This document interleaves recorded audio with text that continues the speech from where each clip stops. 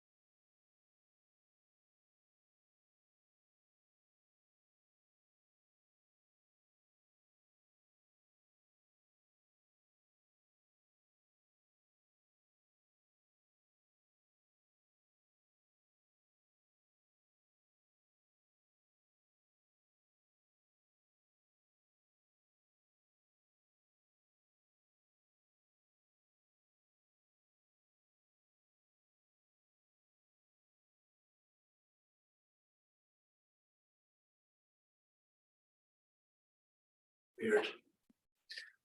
Weird.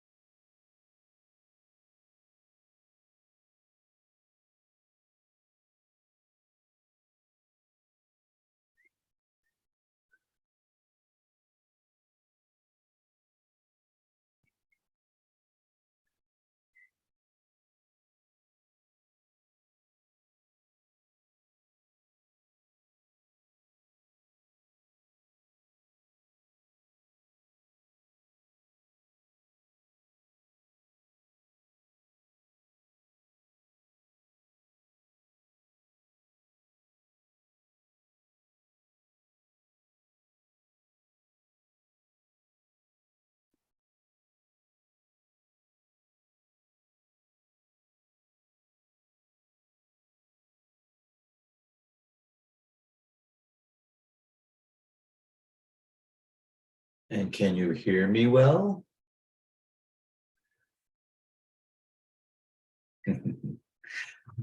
Thank you, Danny.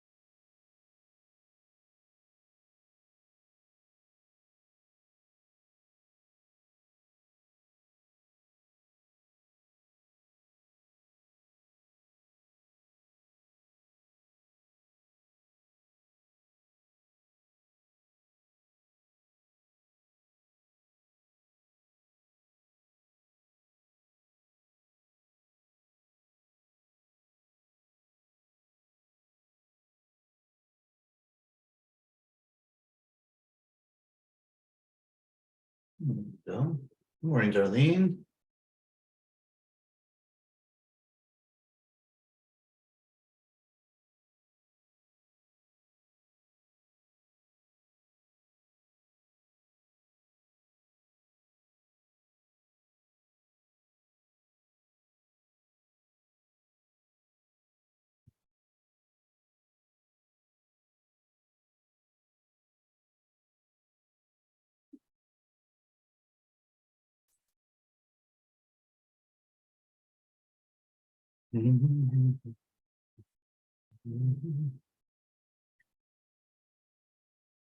Morning, Darlene. Morning, Sherry. Hi there. Hey there. How you doing? I'm great. Nice to see you in person. So Yeah. What's happening behind you? oh, that's usually I step out of the screen until we get started. So that's just a little video that Oh, okay. is engaging. Awesome. Fun. We'll get started in about 2-3 minutes. All right. Sounds good. We're going to do vendor management today. So if you have any specific questions, you can type them in the chat or yell them out and we'll get to Okay. Okay. Awesome. Sweet. I'll be right there.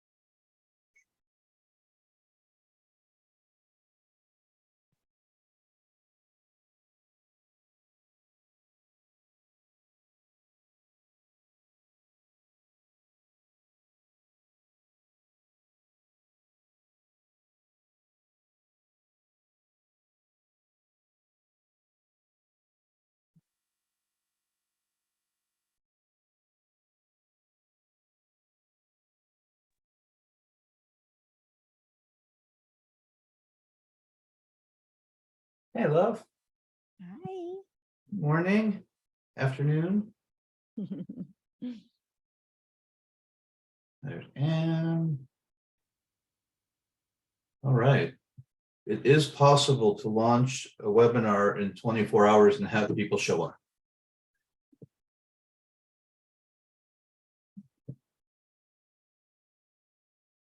Just give it a minute for any of those latecomers, but we'll start in probably 1 minute. Hi, Anne. I'm Love. And so, Anne, you should know Love is a real estate investor and optometrist, doctor, and business owner. Oh, She is amazing. She and I have known each other in some other networking groups for a long time, and she joined the Mastermind to really, what really motivated you, Love? well, I just started with this landscaping business. So I need some help. Got it. That's Love. awesome. Anne is out in the Florida area, but has her business in Virginia, a real estate agent and estate auctioneer, and very active superstar aunt. Thank you. Right? And Darlene, why don't you introduce yourself? Hi, I'm Darlene. I'm in Ohio. Real estate investor here.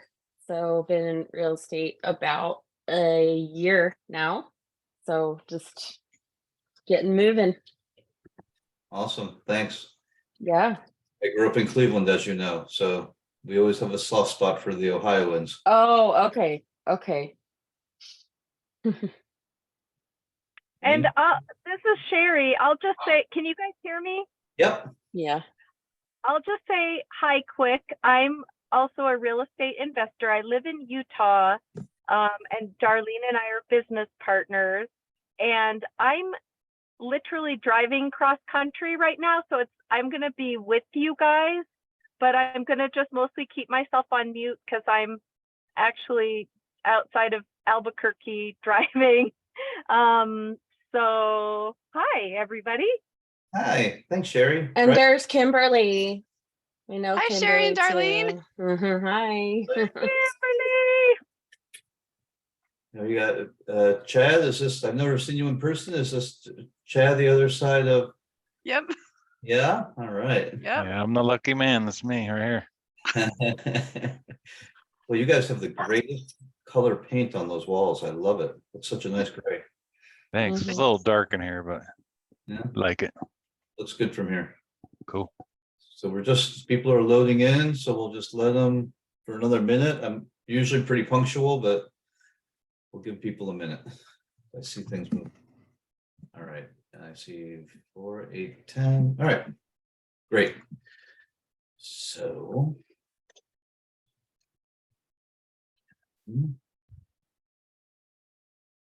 We need to get. We begin. Background changes and we begin. Thanks, everyone. So this is a pretty low impact kind of event, meaning I want it to be for you.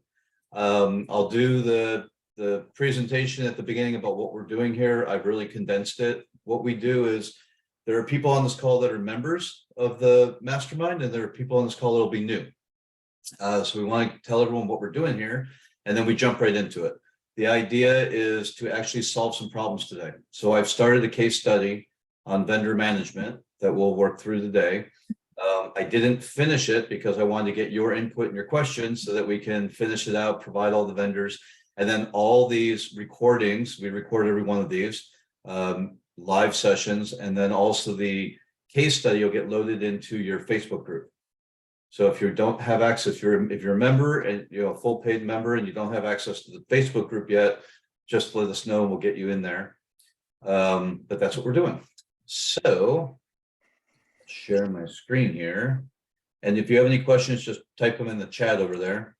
That's the best place to do that. And then we'll get to them here. My presentation is really pretty short. Kirk Jaffe is probably one of the best marketing people that I know. He's constantly referring business to me.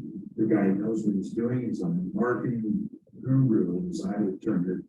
Certainly helped my business, and such a pleasure to work with. You got to work real hard to keep up with him now. So that's a great guy to be with. I'm very impressed with his integrity and his willingness to help others.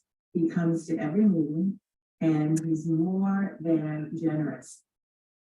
So I don't want to waste a bunch of time with testimonials. You all know me or getting to know me. My whole thing in my life is really twofold. One, I want to be an expert at what I do, and I want to have the right resources around me. And two, I've kind of taken on this without intention, this consumer advocacy thing. You know, how many times as a consumer, whether it's in business or in life, as a regular, regular consumer, not a business person, have we felt like we've been taken advantage of? So I see it all the time, and it's so frustrating. So how do I deal with it? I don't get upset. I look for better ways to control the environment around me. And so today we're going to talk about what problems are we facing. Today it's vendor management. That's our case study. But there's all these different things that come from, lack of clients, direction, relationships, all these things you see on the screen. A lot of this can actually be overcome by managing our vendors correctly. And so we want to start out this process of vendor management really, really early in the process. And we want to think through what it is we actually want from the vendors. Vendors are not just there to provide a resource or a service. They're there to help us grow our businesses if we set them up correctly. So that's what I'm hoping by the end of today.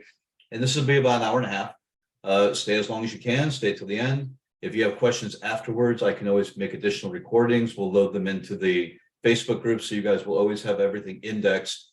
And we've got Elizabeth here on the call, who's our assistant, and she is amazing and supports us in so many ways. So she'll make sure that anything I promise gets written down and delivered. How's that? So what's the solution? The solution to great vendor management is really knowing what you want, right? And that's what the mastermind is all about. It's entirely about having our direction, knowing what the milestones are along the way, and what we need to accomplish each milestone so that we're successful. So use the mastermind as a way to lay out your blueprint, right? Don't be afraid to ask questions. Everyone that's a paid member has access to me.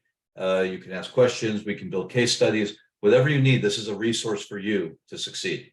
So, and you have it for the full year, as long as you're a member and paid in good standing. And I'm happy to do it. And it's actually what I would prefer to be doing with my time, is helping you succeed in whatever you're doing. So here's what we expect, right? We want to build better relationships, grow our businesses, control our transactions, and not get surprised at the end, right? How many people have gotten to the end of a transaction and then they're like, didn't know about that. And it holds everything up and it causes a bunch of trouble. And really what it causes is a lot more expense. Anything can be fixed. It's just a matter of how much money is it going to take to fix it. And did we, prevent it up front? And if we do it right, everyone we work with should be sending us referrals. I have never hired a vendor, and I can literally say this. I think only on a couple occasions in 25 years have I hired a vendor that didn't refer me business after I helped them or after I hired them. And so it's a great way, if you think of it that way, it's a great way if you're in the real estate business and you're working with contractors see opportunities all the time that they can't afford to get into. They want to do the business, but they don't know how to get into the deal. So it's a lead source for real estate people. If we're dealing with LinkedIn vendors on marketing, well, LinkedIn vendors have other clients, and we want to be LinkedIn and be capturing those other people's databases with integrity and doing it the right way. So there's always an opportunity to grow if we're thinking about it up front. And that's what we're going to learn. Self-improvement is more like self-management. I liken business to golf or skiing. Do you really have to go for the green if you're playing golf? Do you really have to hit that extra run at the end of the day when it's slushy out if it's skiing? Probably not. That's usually where problems happen. So self-improvement, this isn't a mindset event. This is about making things happen and being able to control our emotions so that we're in lockstep with our abilities and our resources. Everything else here is things that are things that I think about all the time: marketing, life balance, all about the clients, which is creating a world-class experience all the way around. And I include this mastermind. So I hope that we can create an open feedback loop. If you need anything, do not be afraid to ask. I'm here for you. So this is all about your success. So if you see something you need or you have a question, never be afraid to ask, online, offline, wherever. We'll get you the answers you need. But these are all the different things we can do. I do a lot of personality profiling. That comes more into the sales when we get to the sales situation. And love, that'll be something that you'll potentially want to train your people on, or maybe just train you on, because it will help you close bigger deals before you ever even go in to make a pitch, right? There's a lot to be seen in a person's face and how they're going to react. Hi, I'm Kirk. Mentors have mentors. You're here for a reason. These are my mentors, and I'll tell you just a little bit about them quickly. Hartmut Henke was the first master chef in the world. When I went to work for him, I was told, if he tries to hit you, defend yourself. And I said, come on, that's ridiculous. Right up until the time where I cut a strawberry to his disliking, and he shoved me up against the wall and put a knife to my throat and accused me of sabotaging his business. So why do I put him in here? Because I know what it's like to have this almost paranoid level of perfection. And I've seen people like Hartmut, even though he was a mentor and he was a very difficult man to be around. I've seen it destroy lives too. Alcoholism, overwhelm, anger issues, poor family life. So I put him in here as a mentor because he taught me so much about detail and execution, but he also taught me what not to do and how not to screw up my life, because he was a pretty screwed up guy. Rosario Marin was the Treasurer of the United States, is a friend of mine, and really taught me about servant leadership. She is like the kindest, most outgoing person. She's also the mayor of Huntington Beach down here in California, or she was at one time, but entirely about servant leadership. And that's what I'm about. So, please, again, don't be afraid to ask. Always put your needs out there, because we'll find solutions, and we want to bring vendors. This is all about you succeeding this year and growing in whatever you're doing. Joel Bauer is a man I still study with. I've been with him for 23, 24 years now, and knows him very well as well. Branding, marketing, positioning, communication. How do you leverage your world to get more business? And there's a very specific way to do it that he teaches. But you don't need to go to him. You just have to understand some of the concepts. If you want to go to him, I would recommend him 1,000%. He is amazing to be around, just an amazing human being. And Tom was a guy I met, 23 years ago in my mortgage business. And I hired him to come in and teach my team how to create a world-class experience. His whole thing was about how to give a consumer the best experience possible and how to hit your timelines. If you say you're going to close on Tuesday, you better close on Tuesday. And what has to happen to make sure that that happens. So it's really a way of thinking 30 days ahead of time. And this is, I bring it up because today we're talking about vendor management, right? So what do we need our vendors to do? How do we need to position them so that not only are they getting a great experience, but you or the client or the outcome that we're building, if we're building a house, that's the outcome, right? We want that to have a great experience too. So those are the people I study and think about all the time when I do my work. But the number one, this guy right here, Ben, insurance salesman. I've never seen anybody make everybody around him feel so good all the time. And that's what I aspire to do. And I fail a lot of the time, but I keep him in the back of my mind all the time, because that's where I want to be. He made everyone feel great, and that's what I want to. So again, give me that feedback loop. I'm always open to improving myself as we improve for each other. There's Joel.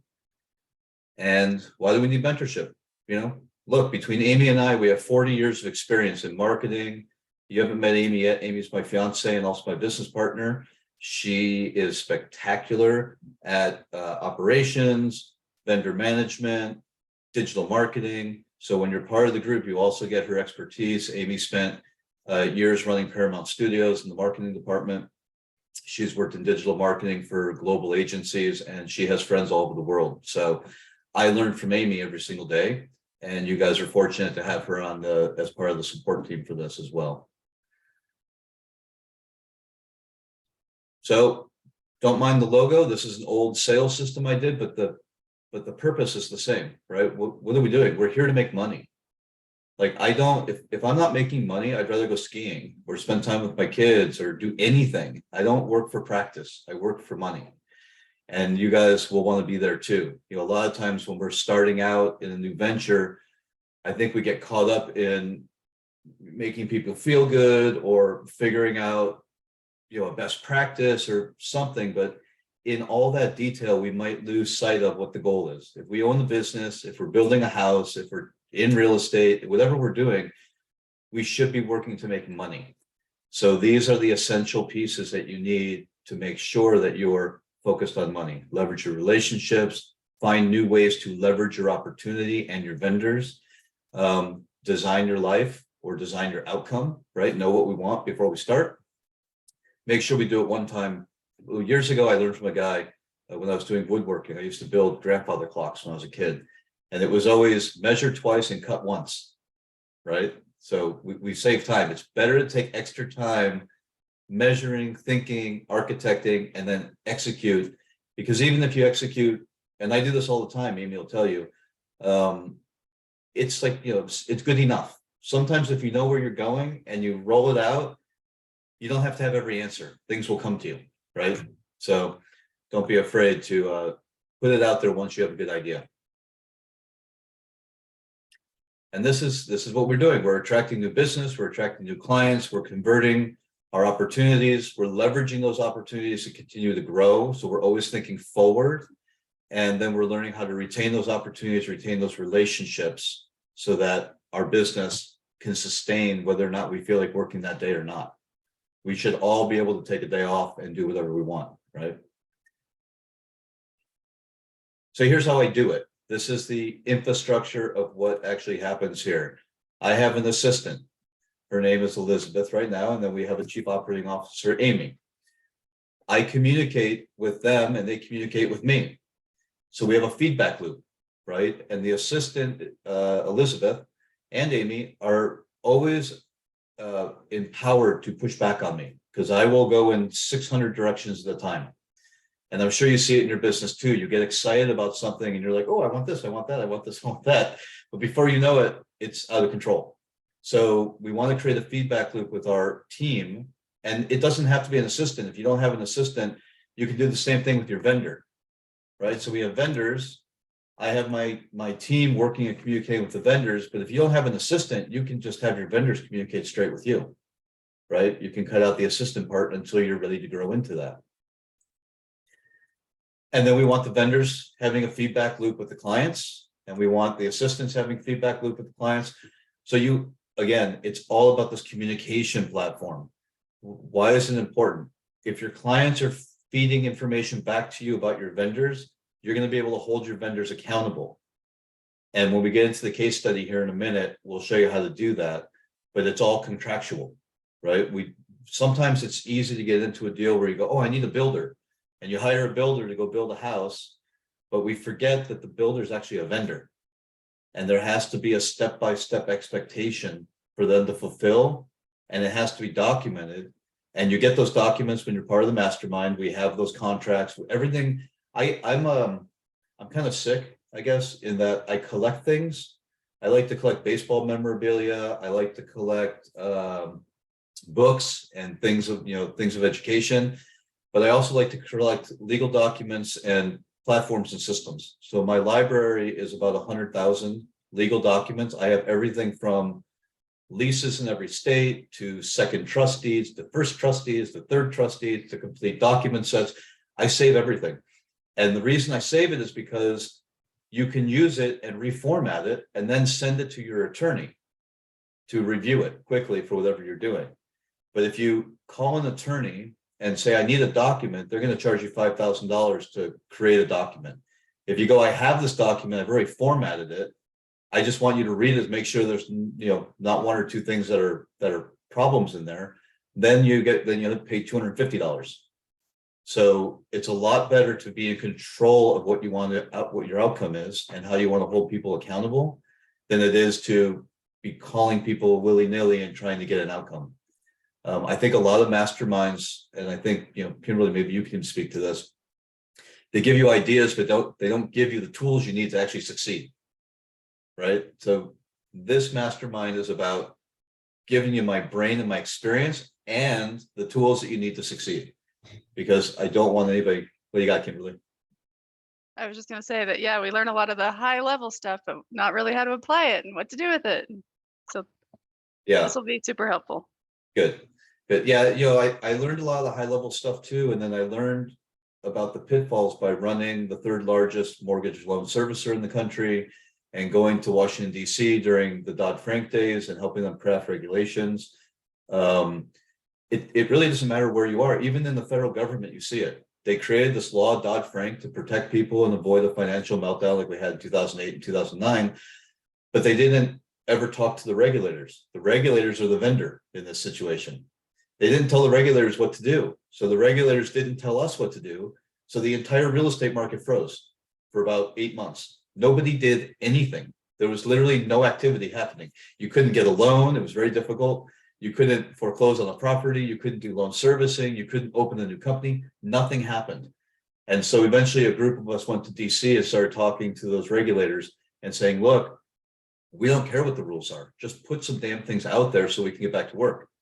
And shortly thereafter they did, and we gave them our suggestions, and it's good. But you always have to think, who's the vendor in the transaction? Sometimes we're the vendor. Like right now, I'm your vendor, right? So turn it back on me. If you need something, let me know. Hold me accountable so I can give you what you need. And then, like I said, there's key players at every step. one of the things you want to remember is there's a deal and a connection everywhere. So this is an example of a real estate deal. I wrote a book, a sales book for real estate agents to get through this difficult time, called How to Get 9 Leads from Every Transaction That You Do.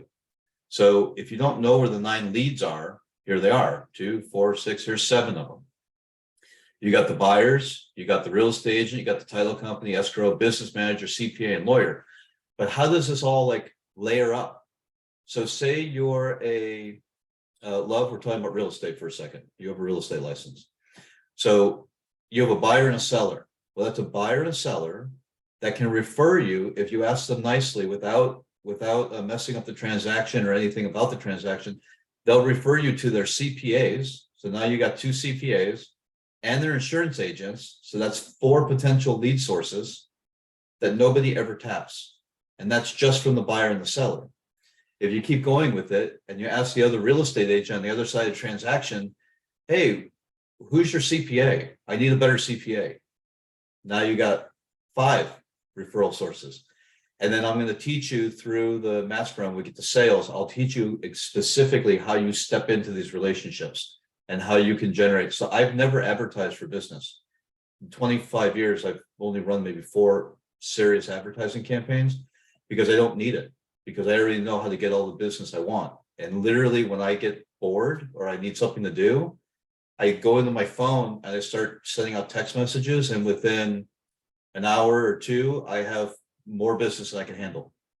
And then it's a question of what do I want to do with it, right? So keep in mind, whether you're building, if you're working with a builder, it's the same thing. Have the builder refer you to their insurance agent. Now you're getting the right insurance product when you're building a home. And if you're not getting single closed builder insurance, when you're building a home, you're putting yourself at risk. So you always want to, it's not an expensive policy. It's like $400 or less if you get the right vendors, but it changes everything when it comes time to refinancing, selling the home. In a lot of states, I don't know if you guys were aware of this, if you build a home, like in California, ground up, and you sell it to an owner-occupied borrower, you as the builder are legally responsible for anything that happens to that home for 10 years from the date that they move in.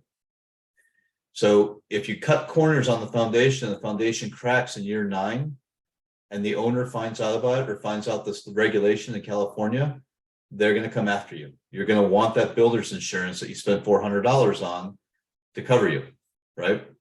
Because title insurance doesn't cover that. That's a separate insurance policy. So again, think about this when you're talking to all your especially during clients. COVID, it's very important. We cannot get our clients the same way we used to. So we really have to impact ourselves and move forward with old-fashioned ways of doing business. And that's a lot with your program, is to follow through, make contacts, and increase your business. And that part has really been extremely helpful. So we always have to reinvent ourselves, and your program really helps me to reinvent myself. Did you like my bearded face? I'm not bearded anymore. This is a guy named Tom, and I put him up here because he's a realtor, but he's more than a realtor. Tom ran a platform called Fidelity Default Services. Fidelity is the largest title company in the country, and he ran their entire default services program. So he and I were working on a project in 2007 before the collapse of the real estate markets. And he and I represented the investor that had the money. Tom represented the idea of the platform. And then we brought the biggest attorney in the country into the conversation as well. That was all garbled. Oh, am I garbled? We okay? Put your thumb up if you can hear. Everything's okay? Okay. Sorry, Sherry. It must be because you're on the road. Oh, you couldn't hear the testimonial. Anyways, Tom taught me so much about how to put together a vendor management platform. And that's why I put him in this presentation this morning. He's an attorney. He ran the largest title foreclosure operation in the country, from soup to nuts, cradle to grave, we used to call it. And that's literally what happens every step of the way, from the time you originate a loan to the time you foreclose on a loan or securitize it or buy it out of a security. Like, what has to happen? So that's how I got really good. He was the first person that taught me about that.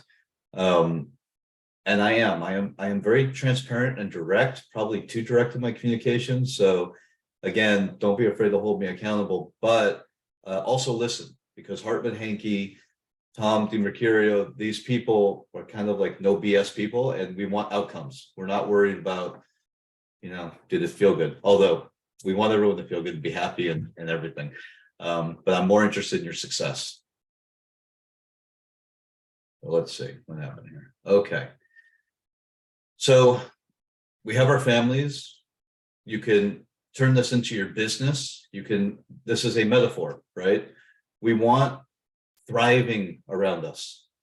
We don't want to slam our head on the and be like, what do we do? How do we get out of this? We're now knee deep in shit. What's going to happen next? We want people to show us. That's why we're in the mastermind. You guys all have made a really great choice to be here, and I'm glad you are. And it's the 80-20 rule. Do we all know the 80-20 rule? Yeah, tap your nose if you know the 80-20 rule. Okay, we got love, knows the 80-20. So it goes two ways, right? 80% of our results come from 20% of our effort. So again, that goes back to what I said earlier.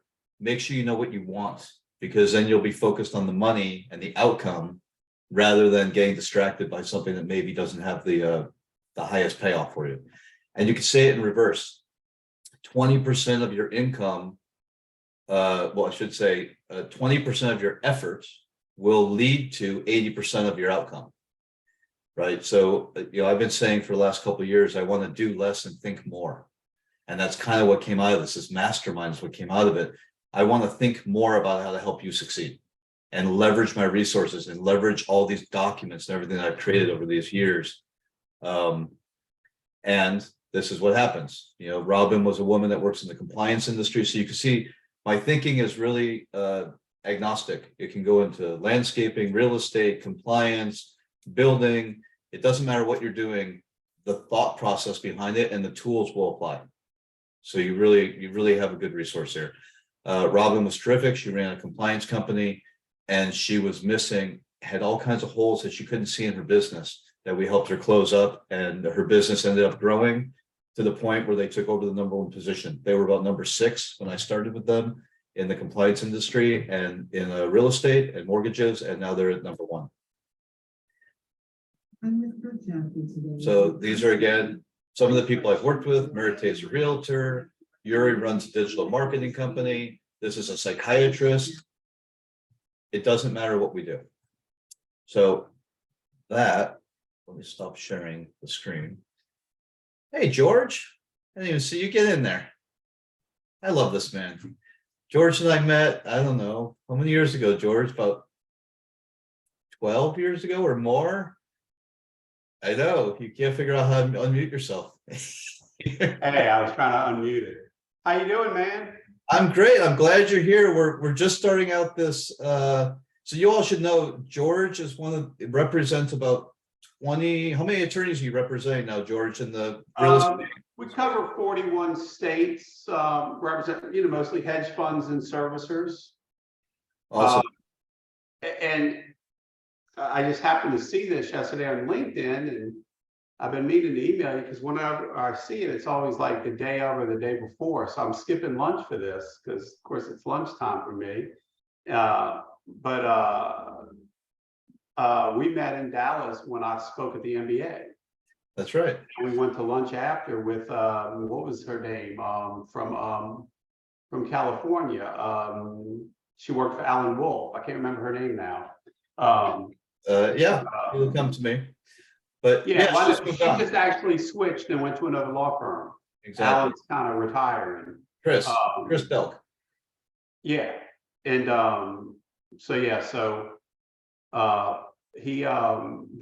when I ran a nationwide mortgage servicer, when we sold it, I reached out to Kirk and he drove up to I don't know, California. I don't know if it was up or down to Dana Point. Down. And we got together and I told him what I was doing, and it's little things that can really help and matter. I was like, yeah, he goes, man, get your name as your domain. So I went back to the hotel midnight or whatever, had a nice buzz from cocktailing, and went on GoDaddy.com, and I got GeorgeKebler.com, and everyone that I do business with tells me, man, that's fantastic. We love that.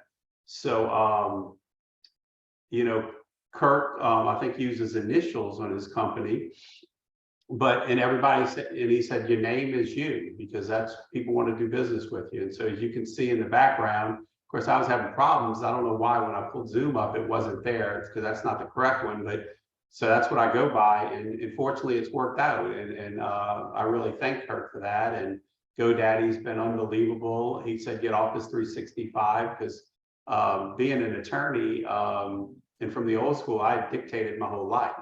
I didn't, type or do anything. So it's been very good, and it's helped me build. It's been 5 years, and I just, I've made it through COVID and only grown. So I don't know. I saw this, and I'm listening while I'm working. So, hopefully, the advice that I've gotten, all the business dealings I've done with Kirk over the years have been fantastic. So I really enjoy working. Thanks, George. And I miss him though, because we were actually going to Commanders, and then COVID hit for your birthday, and haven't seen you We'll get since there. then. We'll get there. Commanders is a restaurant down in New I'm going to put Orleans. it back on mute because I have a client call. Cool. Thank you. So I mentioned George and highlighted him. Thank you, George, for the testimonial. I really appreciate that. I love you. But when you're in the mastermind, it's not just about me, blah, blah, blah, blah. I actually bring the resources. George is an incredible resource and has access to unbelievable resources. So any kind of legal, real estate, foreclosure type questions, George would probably be one of my first calls and say, who do we go to? Who's got this dialed in and can help us? So I'm glad that he's here. David, my production partner, also joined just now. David, if you guys are doing loans, you'll get to know David. He manages all the loan operations for us. I do the strategy. He does the execution, because I'm trying to keep my hair from turning gray. And that's what happens when you have to deal with underwriters all day long. Things really get difficult. And you guys, one of my first mentors told me years ago, for you, those of you in real estate is the best way to make money in this country if you can stomach it. And it really is true. There's a lot of intestinal fortitude that goes in, and staying calm, and we don't panic ever. We always find a way to bring our resources together and solve them. And that's what my strength is. Good morning, David. Good morning, everybody. Good morning, Kirk. Yeah, and Kirk hasn't seen me in a few months, so I no longer have gray hair. I have no hair.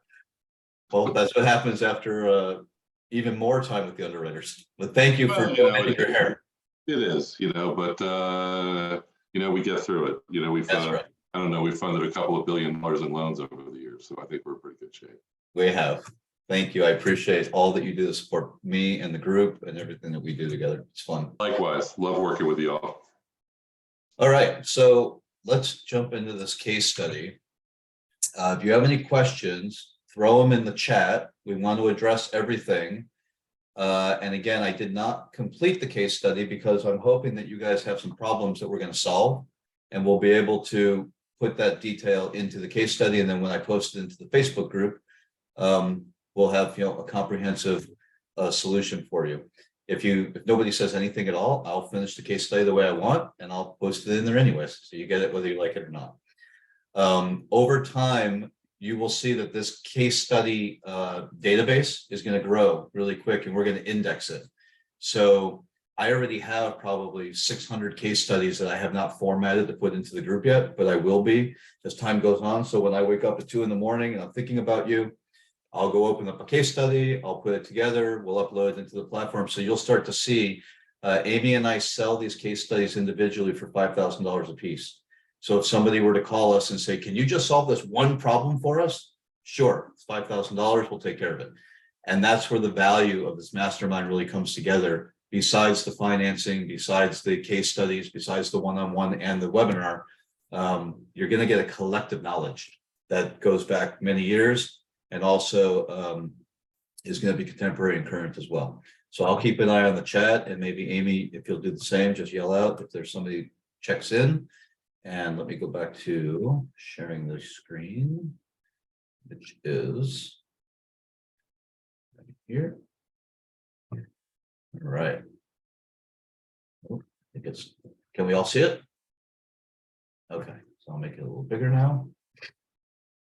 Okay, how to manage vendors. So, oh, sorry, it's translating for me live at the bottom of my screen. Distracted me for a second. So vendors, it's important. So I gave you definitions of things in the case study. So you're going to see a lot of words. I'm generally not a words guy in a PowerPoint presentation. I prefer images. But because it's case studies, because I want you guys to actually have the verbiage that you can use. You can take this stuff and use it in your business plans. So say you're building a new business and you want to go to a bank, or you want to bring the deal back to me and David, and it's a new business SBA loan, and we want to explain to the bank, well, what's so great about this business? You know already how to build the vendor management piece, because the banks want to see that you're in control of your destiny, right? And they want to see that you're not going to end up getting sued by a vendor. I do this for myself too. I have a vendor right now. We're switching over credit card processing companies here at KJE. So the first thing I did was I wrote up a contract for my clients and I sent it to the credit card processing company. They ran it through their attorneys and they came back to me and they said, you have to change this or change that for us to properly support your credit card processing. So I made the changes. There was no big deal. But what's great about that? Here's one of the largest credit card, by the way, there's only 5 credit card processing companies in the whole country. So if you're doing your processing with your local bank, you're actually doing your credit card processing with Elevon or I'll think of it, but there's basically 5 and I have them all listed.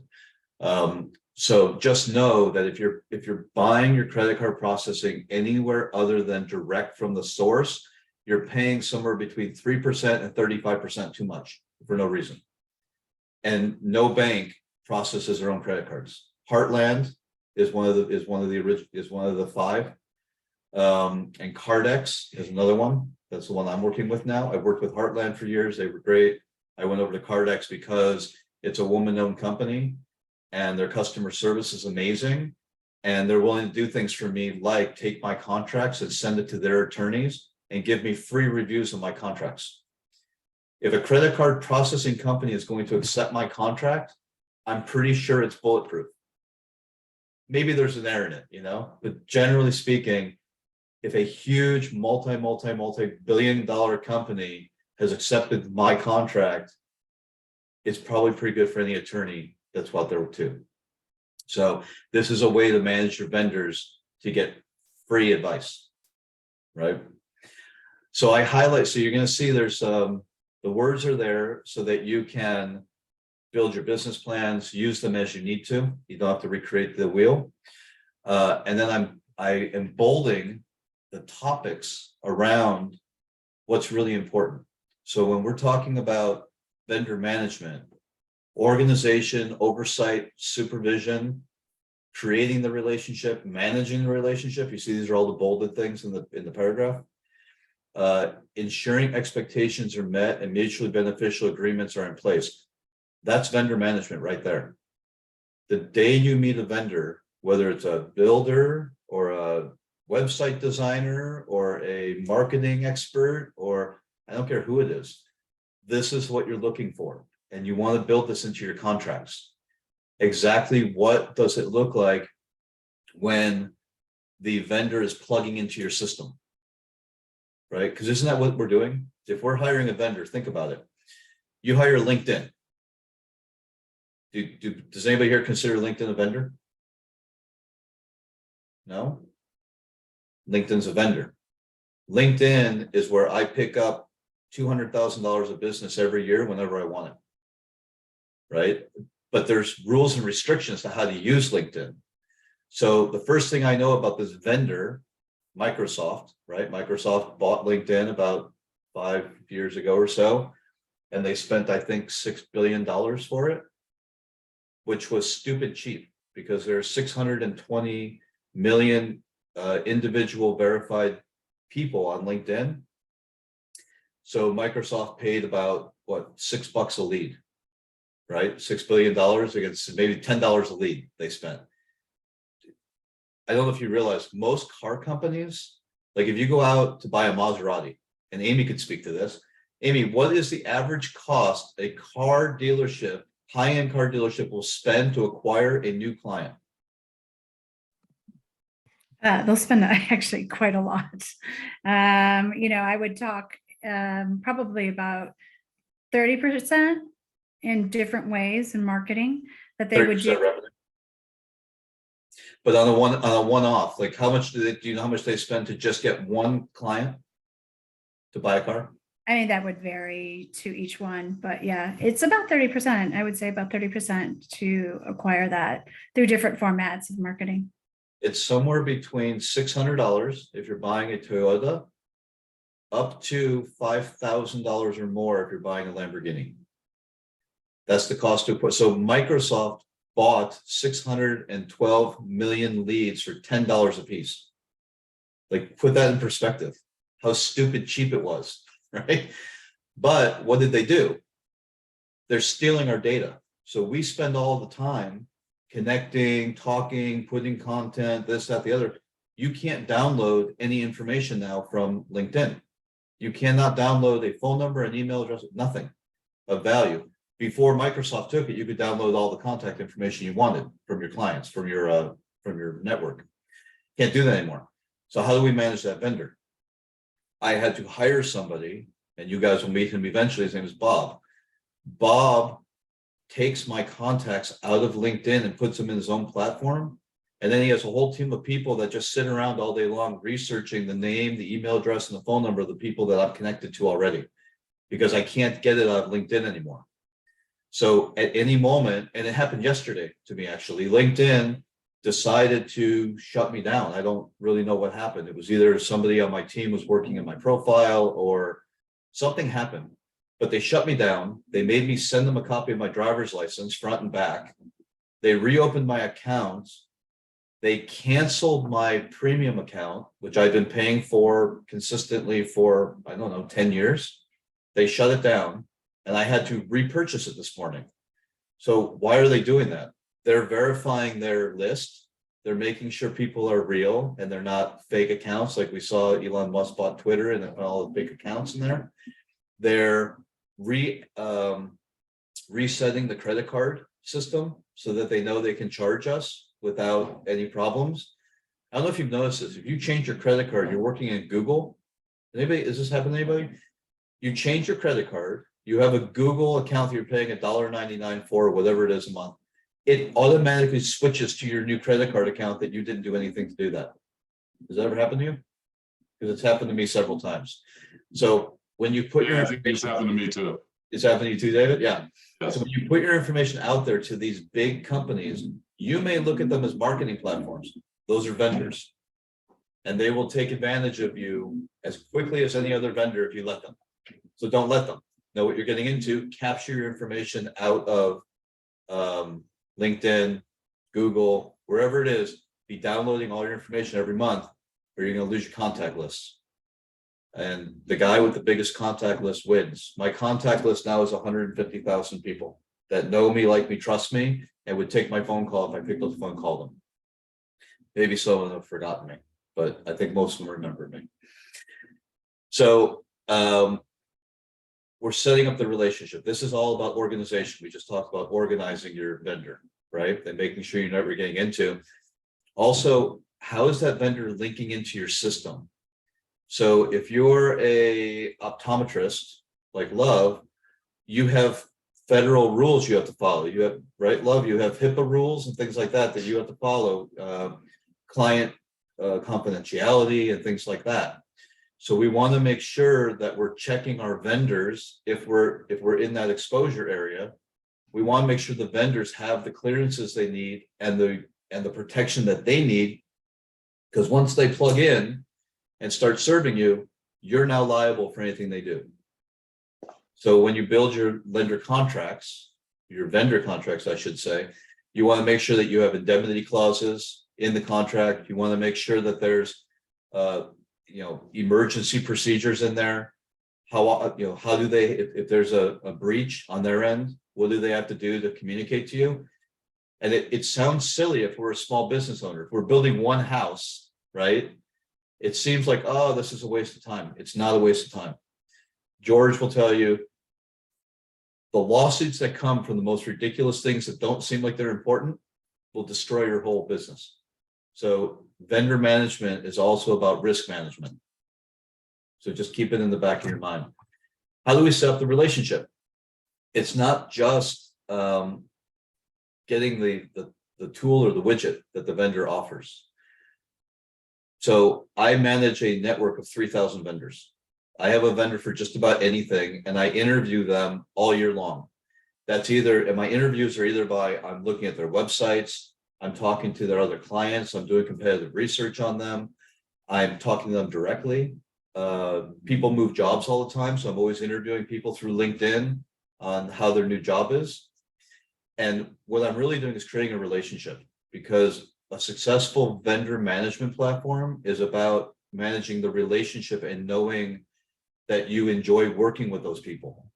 Everybody has the same product. You don't have to go to LinkedIn. You could go to Google and build a networking platform on Google. You could go to LinkedIn. You could go to YouTube. You could go to Facebook, TikTok. There's a million places to build a network, right? But which one are you most comfortable with? Which one do you trust the most, so that you're giving your information and your time? Hey, how are you? I have a fun question. Yeah. We're migrating. By the way, a couple of your files are being moved to Kim's queue specifically. Okay, I think Dave was talking to somebody else. So keep in mind that what you're really establishing is a relationship. And you want to make sure that you like your vendor, you know them, and you trust them before you even look at their platform or their service. Because the reason is, it's when things go bad, right? It's when things go bad that we need to have that relationship to manage, to be able to have exit strategies and be able to work through any problems. So keep that in mind. Setting up and then managing your relationship. And then sharing the expectations. Like, ask your vendors directly. What can you do? What can't you do? And don't push them. If they can't do it and you push them to create something, it's going to fail, like 95% of the time. So know your limitations, and don't be afraid to find out the limitations of your vendors, because we all have them, right? I have a limitation right now. I don't know if you hear the truck in the background. They're dumping the garbage and it's interrupting my, right? So I'm just focused on you and ignoring it. So it's a minor thing. It's going to go away. Am I going to fire the garbage company or stop putting my garbage out because the vendor's making noise at an inconvenient time? No. So we have to be able to be realistic about what is and what is not important and what's mission critical. By the way, that's part of this mastermind too. If you need help figuring out what your mission critical items are when you're working with vendors, ask the question and we'll put you through the review process and we'll help you figure out what that looks like. I'm going to see, what do we have in chat? Anything? Okay. So no one's posted anything in the chat. So I assume there's no questions right now. If you have a question at this point about a vendor or something, just raise your hand, unmute, yell out. Otherwise, I'll keep going. So if we do our vendor management correctly, right, you will control your costs, mitigate risk, and improve your performance. Again, it doesn't matter what kind of business you're in at all. These are essential to making businesses grow. I have a situation here where I need my email to be gone through, right? So I have, I don't know, maybe 25,000 emails that I haven't looked at because I don't spend a lot of time in email. I prefer to spend time one-on-one growing my relationships. So I don't spend a lot of time in email anymore. But when I asked Elizabeth, I said, hey, can you get through my email and clean this up? I think her head almost popped off, right? She was like 25,000 emails and you've got 25 projects for me and this and this and this. Well, she's not only works with us, but she's also a vendor. And she had to be able to push back and say, no, this is not reasonable. I'm not going to be able to be successful at this. And then you're going to fail too. So I said, great. What resources do we need? You can get virtual assistants to do individual projects for $500 if you know what you want, right? And you lay out your project. So you don't have to hire people full time. Vendors sometimes can be hired to do a one-off project, or you can say to a vendor, hey, I'm thinking about making this a bigger part of my business, but I just want to hire you for this one insulated project to see if we get along and see how you perform.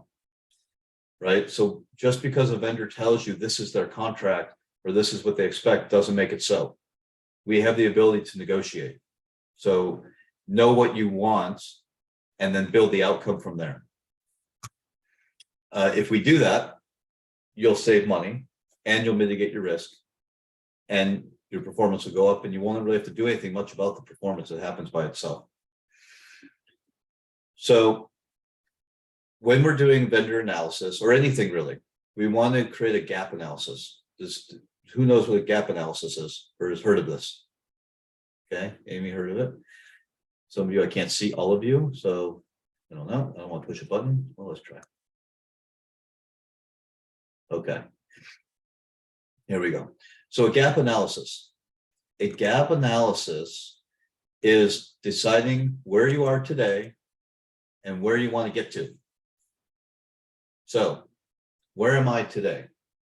I'm opening a mastermind. I have a handful of clients, and where I want to get to is 100 paying clients. Well, what has to happen between here and there for it to be successful? A bunch of things have to happen. First, I have to serve all of you way beyond your expectations, so you'll tell other people about me, right? And it'll grow. Then I have to make sure I'm mitigating my risk and that I'm not giving bad advice and that I'm using my vendors appropriately to make sure you're all protected when you take this advice and move forward. So if you ask me a question in the mastermind, I will always cross-check it with my attorney, with my CPA, so I'm giving you my full understanding. And then I'm also going to tell you, go check with your CPA, go check with your attorney, make sure that they agree with us. Don't just take my word as gospel, because that puts you at liability. And there's always a nuance that maybe we didn't talk about in the mastermind that could be mission critical, right? So I need to make sure I'm protecting you.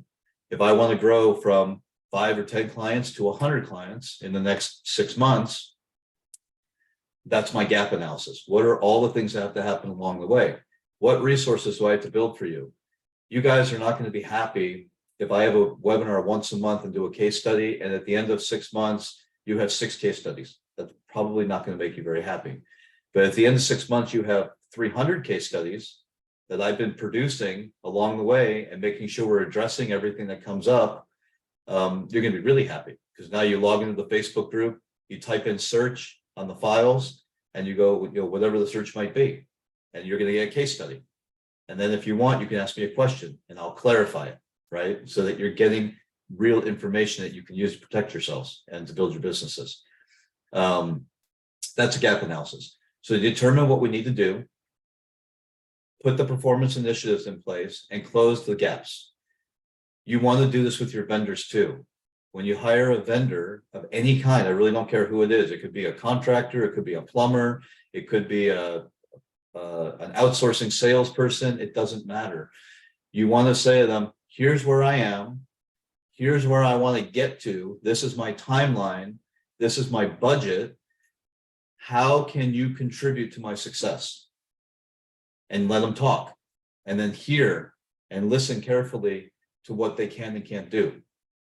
Because it's in that interview process, right? Measure twice, cut once. It comes at the beginning, and then take that conversation. I record all my conversations by video. So if you're going to meet with a vendor, ideally do it on a Zoom call or some kind of video recording call. Why? One, there'll be no confusion about what the expectation is or what you said and what you wanted. And two, once you guys agree and you say, okay, we agree, these are the terms of our agreement, we're going to write up contracts now. George, do you know any judge anywhere that if you handed him a video where all parties acknowledged that they were being recorded and said, this is what we agreed to, what's going to happen if you go into a judge and say, we're having a problem? I would think, that's all kind of new without been outside of that, but I think they would look at a video. Yep. And they would say, you guys agreed, go work it out. I mean, we had a trial this week in Florida and they let, witnesses from across the country testify via Zoom. I mean, So it's commonplace now. So we Yeah. want to use our tools to loss mitigate, right? We're mitigating our risk by doing it the right way. Also, you can do a lot of cool things with video now. You can, have it translated with a click of a button. So for, $5, you can have a conversation with a vendor, translate it, copy and paste it, and put it in your standard contract. And then send it to your attorney and have them review it for $250, right? Instead of having the attorney work with the vendor's attorney and review the contracts and eat up like 50 hours of time, and then they charge you $5,000, $6,000. yeah, but that's fun if I'm the one charging. I know it is. You're out of that business now, remember?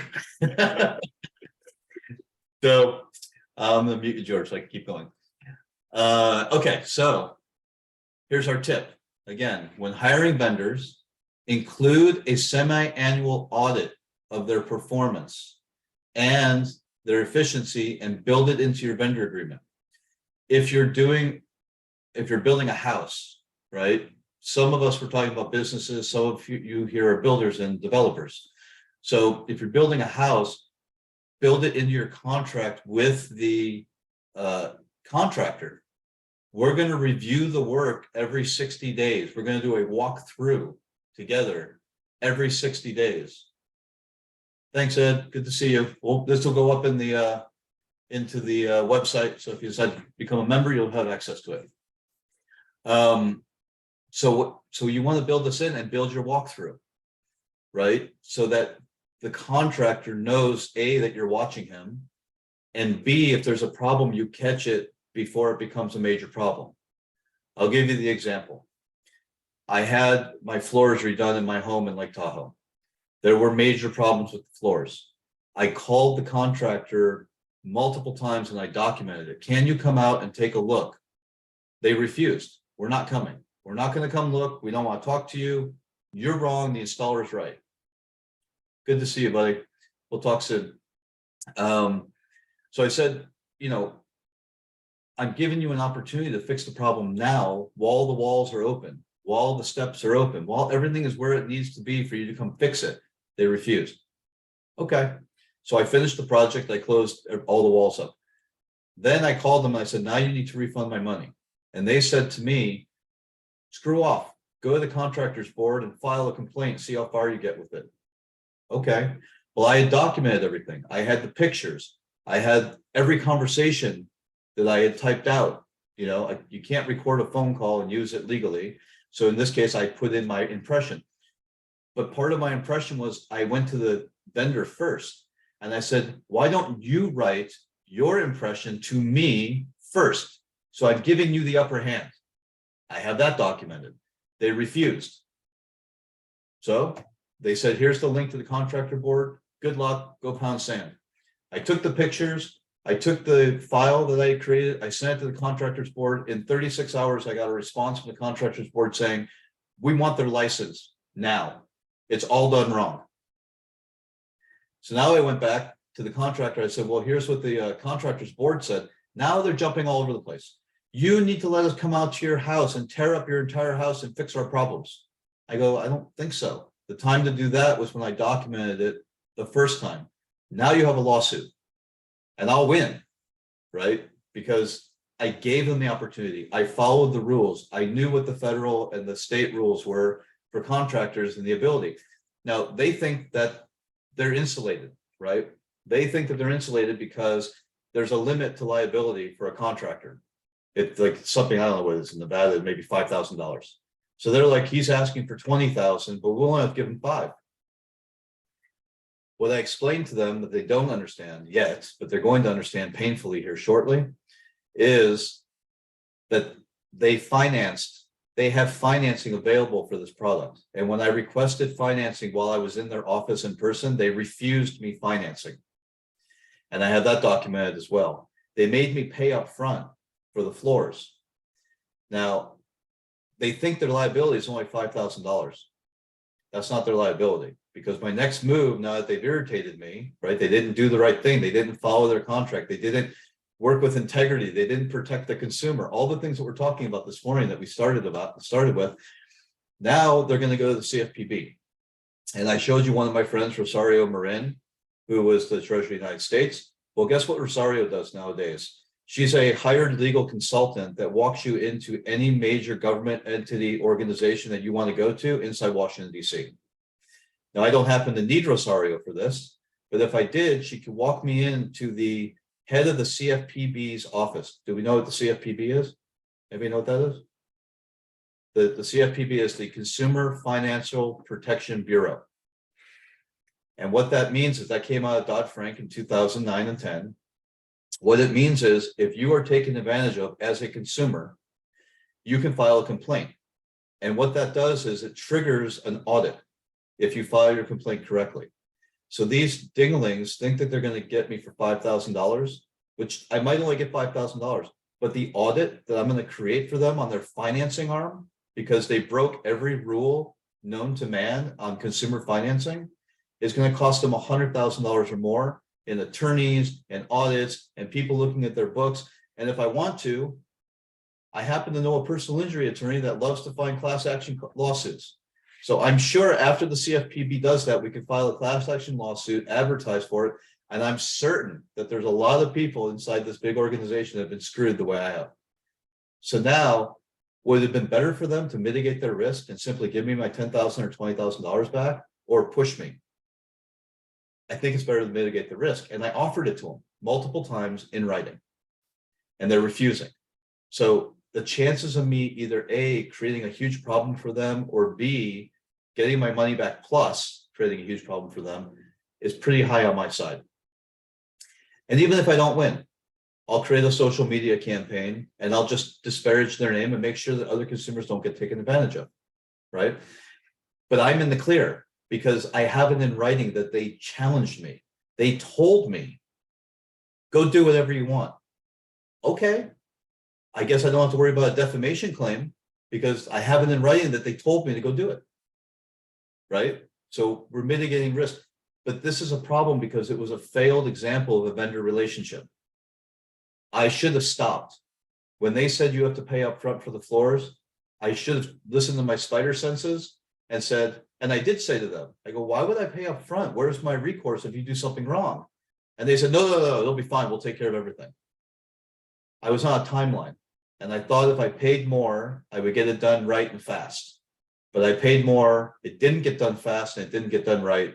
And that was my mistake. So trust your gut. If something feels wrong, measure twice and cut once. I would have been better off leaving the floors I had in there, right? And then I would have found a vendor that could have put in better quality floors for half the price. They didn't do that. So we all make mistakes. That's how we learn. But again, even though I made the mistake, I protected myself from this vendor all the way down the road. So they're not coming back to me. They're not going to cause me trouble. I'm going to cause them trouble. And the floors, frankly, were good enough, right? So be careful when you're working with the vendors. That's what this is all about. Put in your agreement that you're going to audit them, whether it's a semi-annual or semi-weekly or whatever it is that you need, put it in your contract. And that creates that requirement that the vendors will do a full self-analysis. When you put it in the contract, the vendors get scared and they start to look at their responsibilities differently. Because once they sign for it, they know that they have to perform. So they're going to document the file automatically, which means that you don't, right? You should also document your files. But you know that if you put it in the contract, you've now put the onus on the vendor to perform. It comes off of you, it goes on to them. Does that make sense? If you're right, if you're dealing with a vendor, whether it's a builder, a contractor, or whoever it is, that's what you want to do. And then it brings us to the how do I go backwards? The SWOT analysis, which previous, okay. So a SWOT analysis, have we heard of the SWOT analysis? Okay, so first you have your gap analysis. Where am I and where do I want to get to? And then you have your SWOT analysis. That's your strengths, weaknesses, opportunities, and threats. So when we're dealing with vendors, you don't have to do like a a SWOT analysis can be 700 pages long, or it could be 1 page long. It doesn't have to be a huge thing. What you're thinking about is, when I hire a vendor, where are my strengths, weaknesses, opportunities, and threats with this vendor? Does the vendor have a license? Well, that's a threat. It's not a problem, it's just a potential problem, right? If you're using a contractor. So you want to ask that question. Well, where's the opportunity? Well, I hired a contractor who is or let me switch away from contracting for a second and go over to love. We're trying to get government contracts for a business, right? So we're going to hire somebody. Well, let's look at their LinkedIn and see what the opportunity is. Are they already linked? Is this contractor that I want to hire, or this vendor, already linked with 75 people in the city that I want to do business in? That's an opportunity, right? Because you can leverage your relationship into new contracts for your business.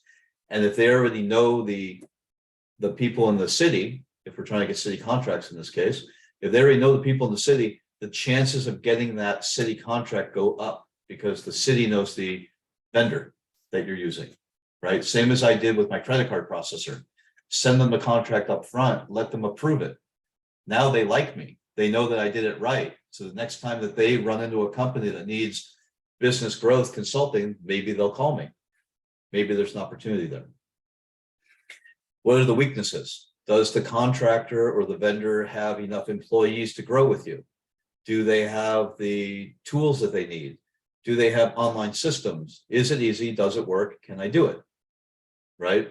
We need to have that in our business, because if it's not there, that's a risk. That's a weakness. It doesn't mean you won't necessarily do business with them. It just means that you're going to think very carefully about, what do I need to make sure that my business goes smoothly and that our relationship perseveres? Because it's just like hiring employees, right? You hire an employee, it's 90 days before you really start to see things moving in the right direction. The worst thing you can do is hire an employee, fire an employee, hire an employee, fire an employee, because you never get going, right? You spend all your time in training. Same thing with a vendor. We want to make sure that it's all laid out up front, and take a little extra time to make sure that happens, because that's how you're going to avoid the problems. So here we go. What are we looking for? The pit. Again, you can use this verbiage if you're building a business plan, but look at the bold, or the actual, what are you looking for in your day-to-day real time? We want to see the opportunities or the potential pitfalls, so that we can be on the same page and communicate honestly and openly with our vendors about whether or not it works. Don't be afraid to find a different vendor, right? It may seem like I shouldn't have put those floors in with the expensive vendor thinking it was going to go fast. I would have done better to take another week and do some research, and it probably would have done much better, right?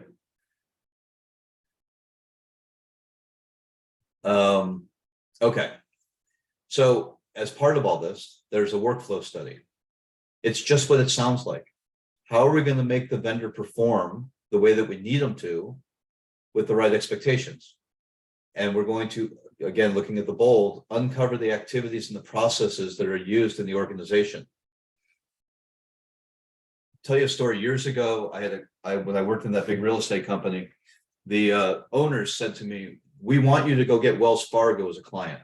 We do foreclosures. We want to be a vendor for Wells Fargo." And that was great. And I said to them, "We can get Wells Fargo. It's going to cost you $600,000 to get them as a client."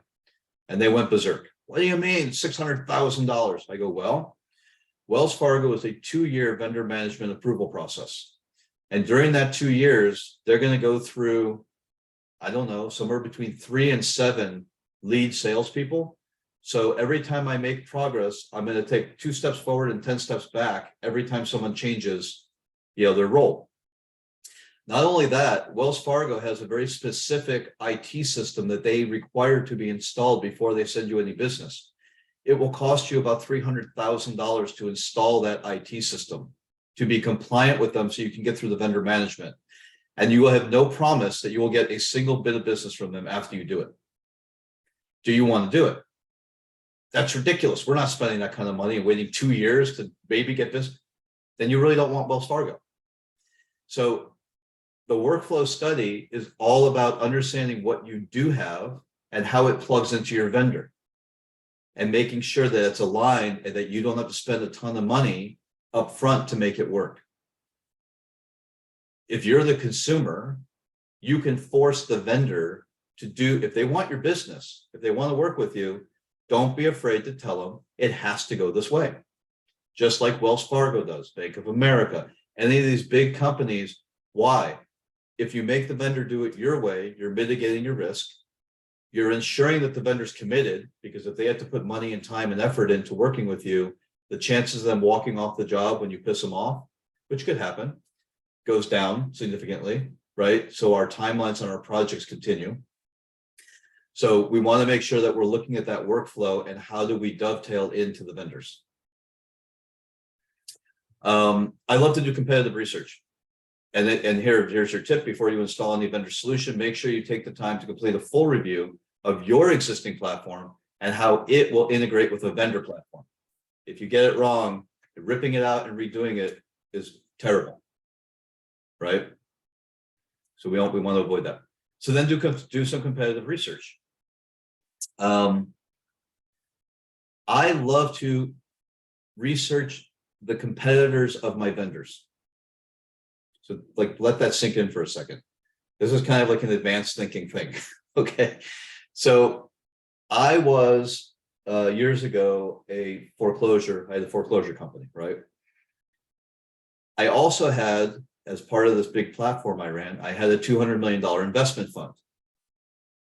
And my competitive vendors were calling me all the time to get the business of the hedge fund, right? They wanted to do foreclosures for my hedge fund without realizing that I also had a foreclosure company. So I didn't need them, but they didn't do their research on me. Instead, they walked in to my office. They gave me their contracts. They gave me their marketing materials. They took me out to play golf. They offered to fly me to Dallas the day that the Dallas stadium opened and the Pacquiao fight was happening. They were going to fly me there on a private jet. They totally kissed my ass. And what did I do? I took all the information that they literally handed me. I took their contracts. I took because their foreclosure company was 10 years older than mine. And I took it all to my attorney. I said, revamp all our contracts. Make sure that we're not missing anything. Make sure that we can dovetail in. What platform are they on? Let's start researching their IT platform to make sure that we can use it in our company, or that maybe ours is already better, so that we now, when we go out and sell, we have a competitive advantage. We know the ins and outs of our competition like nobody else. So two things happened. One, I went out playing golf with the guy that made this terrible mistake for his company. And he ended up driving a golf ball into my back, which kind of hurt, but I took it because I said, I guess it's all fair in love and war, and you gave me a lot of value, so I hope you got what you needed by hitting me with that golf ball. The other thing that happened was I learned how to work with my competition. So when you go out and you're going to, this was like a loan servicing. So I used to sell loan servicing, right? So I went to my competitor, my loan servicing competitor. They were bigger and badder than we were. They had more resources, everything bigger. But there was one thing that I had that they didn't have. They wouldn't take a client that didn't deliver 500 files at a time. Well, I was willing to take one file at a time. So I went to their sales team and I said, anytime somebody doesn't qualify to work with you, will you send them to me? I ended up getting $1 billion of business from my competition because they couldn't serve the client. So you have to take this lesson, like apply it forward. This is competitive research. Where do your vendors live and work? How can you leverage your vendors to capture the business that they don't want to do, that maybe you can do? How do we leverage the vendors for their relationships and their lists so that we can grow our company if we're in a disparate field? Meaning you're hiring a vendor for IT. Here's a good example. I enrolled somebody in this mastermind. He's an IT genius. He's helped me in so many ways, and I cut a deal with him. I said, look, I need you to service my people, because every now and then someone will come to me and they need a major IT overhaul or problem or whatever their IT problems are. So I'm going to refer you business. What I want from you is free IT support. So if I refer you 5 people over the next whatever time, when I've leveraged my relationships and sent you 5 clients to help you grow your business, you give me 40 hours of IT support at no cost. Right? I'm leveraging the vendor. I'm helping him grow. I'm helping him succeed in his business. And in exchange, after I've done my part, he's going to help me grow and help me succeed in my business. Do you see how that works? It's a relationship. And I could go to his competition and interview them too and say, hey, by the way, Jeremy, I had to interview these 5 different IT companies. Here's what they're doing. Do you do this? And he might say, no, I don't do that. You should go over there. Or he might say, I do it, but I do it at half the cost because I do it this way instead of that way.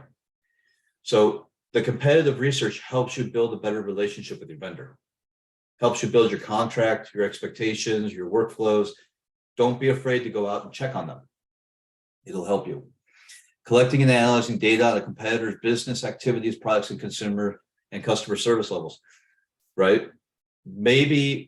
So another thing happens. I interview the competition of my vendors, and part of what I'm looking for is how do they communicate with me? Because I'm also a vendor.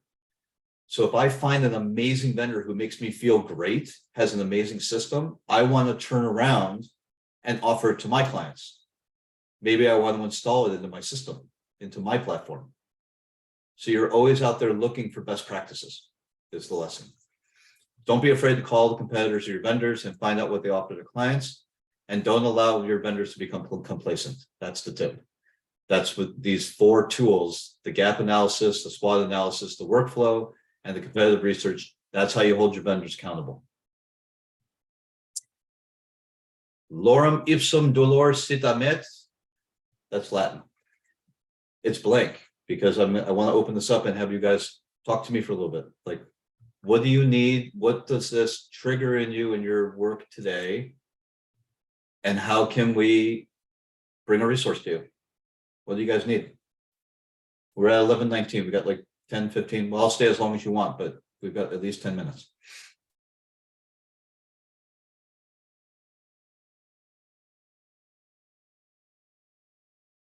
I feel like I'm in grade school. So, Yes, sorry, was someone talking? that was me. You're up. No, so I talked to you about this, you and Amy, about my landscaping business. I have close to 400K in gross revenue. I bought this company in May.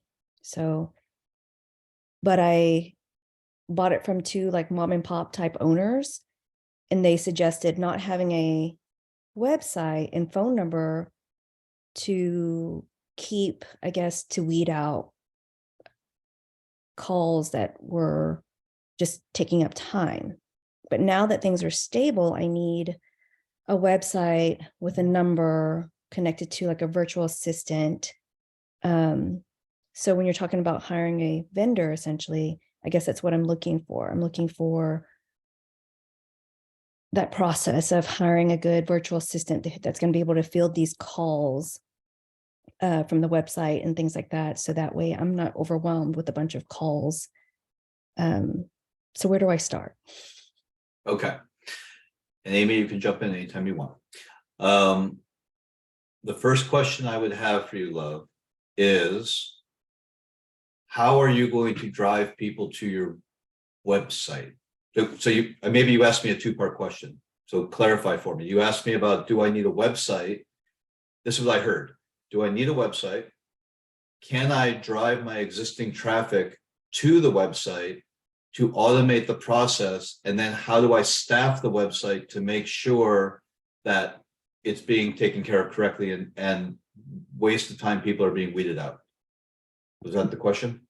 Right. So with my optometry business, my website is managed by a vendor, Doctors Internet, and they work on SEO, my Google page, my reviews and things like that, that drive people to my office. And then of course, once they see me, it creates more good reviews and driving more people into the business. But I don't particularly know a company that specifically does that for landscaping, I guess, or where I should even look for something like that, because that's how I've grown my optometry business, is through good Google reviews, you know, driving patients to our page, giving good service, referrals, things like that. Do you have a budget for this part of your business? Do you have a budget for social media outreach, website development, whatever? Not yet. Okay. So my opinion would be to start out, while you're figuring out your budget, while you're figuring out your cash flows, while you're figuring out, because I know your business intimately, because we've been talking about it for a while. I don't think we have our arms around all the tentacles yet. Like, where is this business going to reach to? We know we have this existing book of business that it came with and that you've been developing for a while, but you have some other alternative areas. So before I would go out and spend, you know, somewhere between, like even my website, I have a vendor that built my website because I have a relationship with him. My website, kirkjaffe.com, and you may look at it and think it's the greatest website or the worst website, it doesn't matter. It's a very effective website. It gets SEO, it gets the tracking, it's all connected correctly, it's multimedia. It cost me $1,500 to build it. And I had to fly out to Branson, Missouri and meet with my vendor for a week to develop the content for it.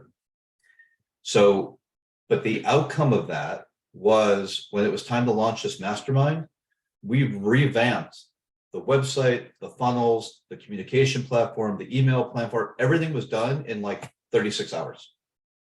Graphics, everything.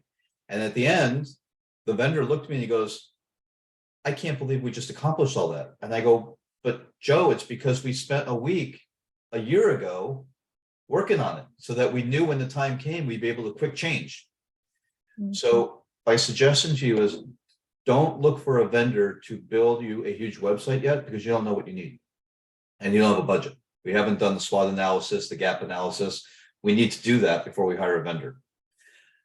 I would say go on to Google Business, get yourself on the Google Maps, because Google Maps right now is one of the highest converting SEO. Like the Google world, for some reason, is connected in the maps at a high level right now.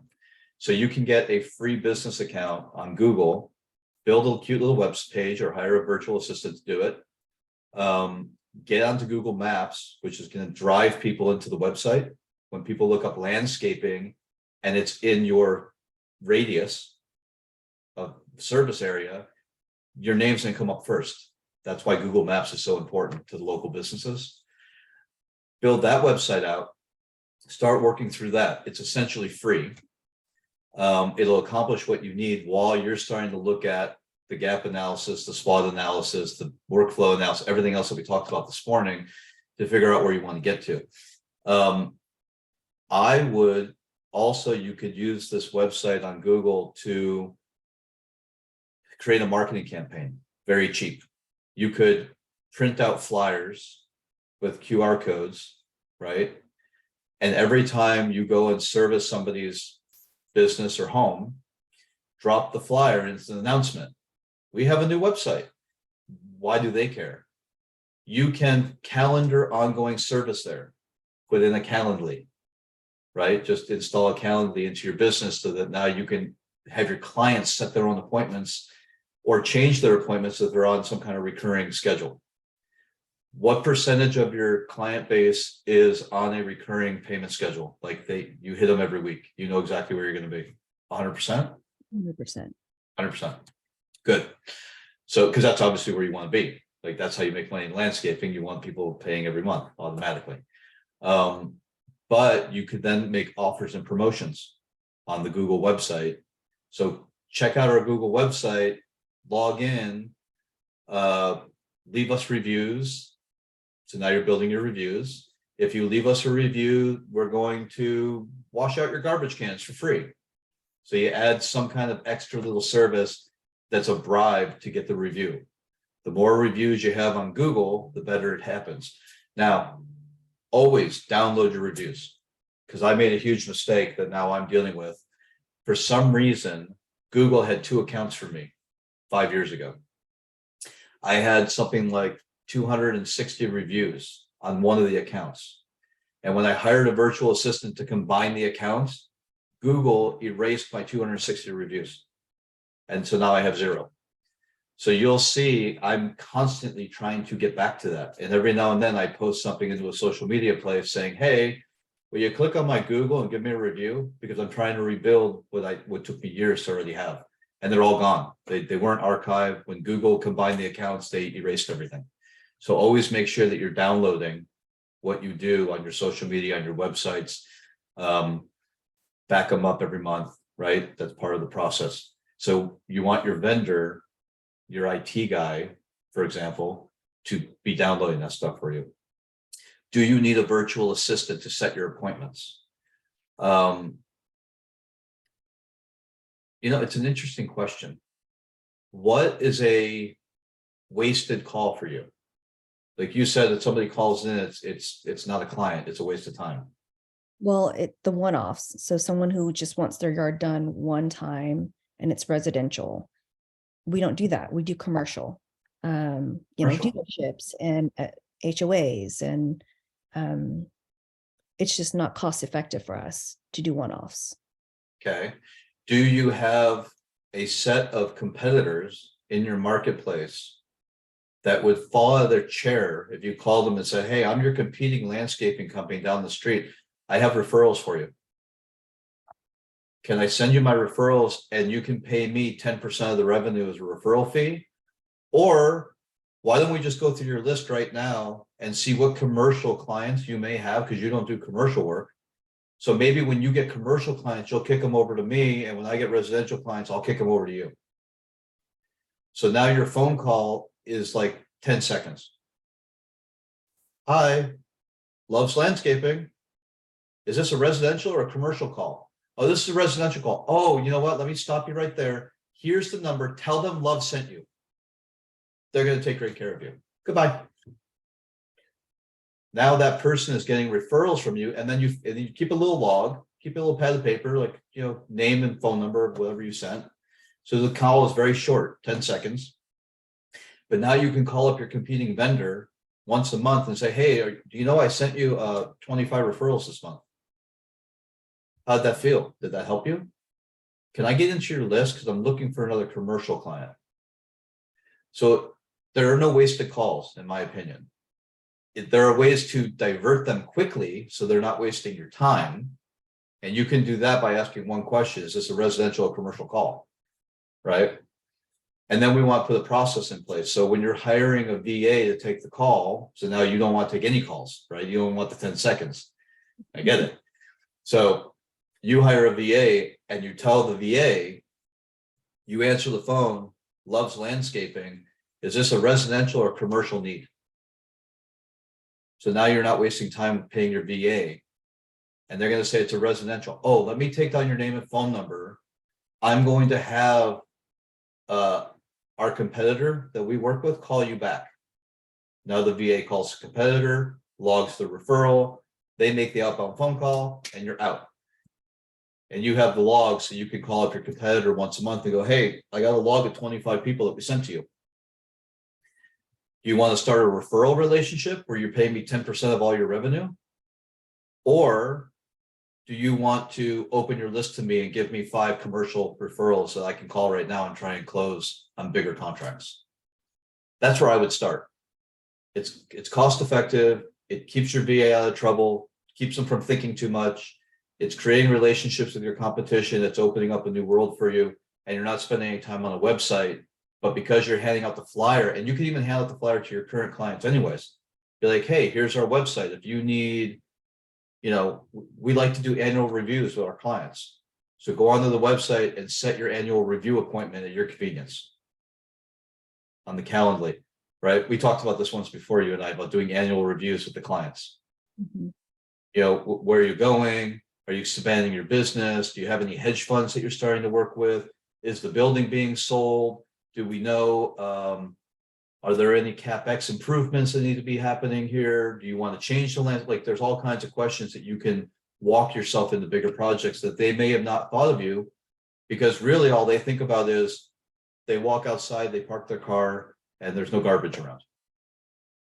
But they never actually think, oh, you know what? Love could probably tear out that concrete barrier and redo that entire bed. Can you? Can you tear out the concrete barrier and redo the entire bed? I can't, but I'll get somebody to do it. I bet you would. Right? So that's where I would start. Does that help? Oh, thank you. David chuckling. Is there a follow-up question? Yeah, who's up? Can I make a suggestion yes, to Love? I I am. just learned Please. about something that I think is really important with Google. If you were to Love, especially since you guys do commercial, that's the first question when you started talking was, hey, why are you different, right? So if you do commercial, what if every day you had not the toughest job or like the most transformative project that they work on that day, your crew, have them take a before cut picture and after, and then have them just post it immediately onto Google, and then put commercial, or maybe, I don't know, maybe you do a park one day, maybe you do an office building, right? And if you were to upload that into Google, you would automatically go to the top of the list, because pictures and video overtake any sort of even Google review. Who knew? So we're going to start to implement that for our business, but I think it would be a great way for you to really put your profile on steroids, and as well as educate people, because then they can click the type of projects that you do by saying, oh, she does apartment complex, she does schools, she does whatever it might be. Post different images of befores and afters, and a VA could maybe do the top picture as before and then put after at bottom, and then post it and say, you know, mobile park or whatever it is, and just educate your audience and get your ranking to be the top of the file. Thank you. That's really helpful. And to add a layer on top of that, YouTube is owned by Google. So I have started loading all my video content into YouTube, because Google is searching YouTube the same way. And that'll push your rankings up too. I believe that happens regardless of whether it's a public post or not. They're tracking it. So a lot of times I'll leave my post public. Sometimes like this video will go into YouTube for the storage facility. It won't be public because this is a private mastermind. But I do use this monthly webinar is also my marketing for next month. So I will cut out segments of this, create another shortened video without personal information, and that becomes, you know, the future. So the next month, the people that are going to be advertised to are going to see Love commercial landscaping. I'll cut it after that, right? Commercial landscaping company asked for marketing advice. National auctioneer comments on the use of Google, right? I'll build it. And then that's a 10 to 30-second video spot that I can use for next month, so that people can see why they want to be part of this group and why it would benefit them. We don't give out the details because it's marketing. But you could do something similar. And that's kind of what Ann's talking about. If you really get, you know, slick with it, you can have people recording what happens, build these fast-paced videos, transformation in 5 seconds. Done. Right? Have a VA upload it. And we can help you with that, Love. We can help you set up that platform. Find some VAs, find the platform, set up the checklist, all the stuff you need to make sure it executes the way you want it to. Awesome. What else? What else? What else? We got more? Okay. We're over a little bit. If anybody wants to stay or has another question, I'm happy to stay for a little longer, but I'm very respectful of time. So thank you for giving me an extra 7 minutes. Bye, Ann. Have a great day. Thank you for your contribution. And we will see you all next month. Same, you know, second Friday of every month we'll be here at 10 o'clock. So you know where to be. Even if you don't get an invitation, you will be here. And check into the Facebook group. for more information. Can I just say something real Yes, please. So just to everyone that's left here, take advantage of this mastermind, ask all the questions. No questions are going to be too silly or too, no one's going to judge. We're all here to help each other grow. So if you're sitting there thinking like, should I ask? Should I ask? Like, ask that question, because I mean, the last 15 minutes, my head is like about to explode with all the knowledge and, pearls that they've just given me, Kirk and Ann, and I know that Amy's got some stuff, in her head that she needs to share with me too. I can tell already. But yeah, I mean, like, don't be shy. We're in this together, so don't be afraid to talk about that pain point that you're going through, or, what advice you need. So Thank you, love. I think that's great. And I think it's, it's important that we all, we're all here to grow, to grow and help everybody grow and get where they want to get, reach all the goals that you want to reach, whether it's in landscaping, whether it's in real estate, whether it's in marketing, whatever it is. We've all kind of got multifaceted sandboxes, as I call them, that we can play in, so I think it just, we cross-pollinate so many different ways, and I think that's what helps each other. So I look forward to these, and I look forward to this. And Kirk is a great mentor, even though he's much younger than I am.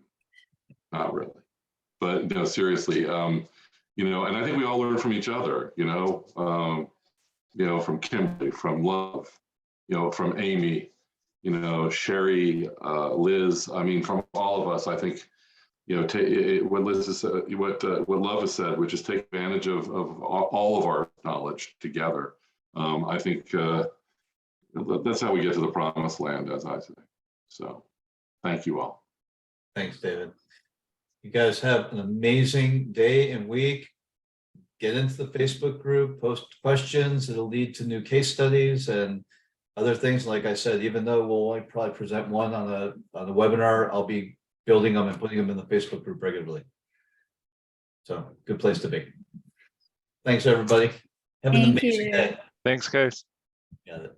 Thank you. You're welcome.